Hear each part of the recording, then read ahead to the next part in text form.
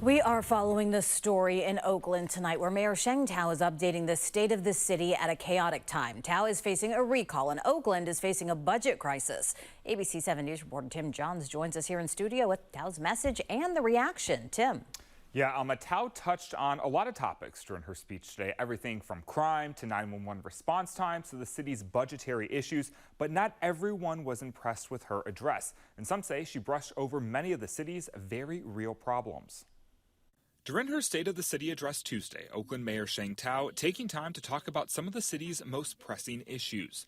One top of mind was public safety. Thao says over the past year, her office has worked to combat crime by doing things like reintroducing the city's ceasefire strategy, which focuses on preventing gang-related shootings, and installing over 200 new security cameras. On Tuesday, the mayor also announcing a new drone program for law enforcement. A drone's live feed will arm our officers with up-to-the-second information to aid in their response. This will lead to safer responses from our officers and for the community. But not everyone in Oakland is convinced. Right now, no citizen in our city can tolerate the level of crime that they're dealing with. You look at businesses are closing down all across the city. Sergeant Hui Win is the president of the Oakland Police Officers Association. Win feels Thao brushed over some of the topics most impacting Oaklanders and downplayed the severity of the problems facing the city. That also includes when she discussed the city's financial issues and its projected budget deficit of around $80 million. This deal was never going to be a silver bullet to solve our decades-long budgetary issues. But I am not willing to stand by idly while we are facing cuts to our police and fire resources.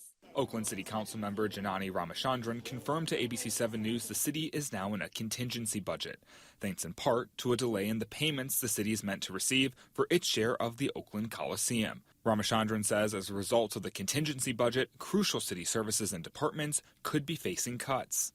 But we don't know what's going to happen first. I hope that it's not going to be a brownout of 5 fire stations and a complete slashing of officers to 600.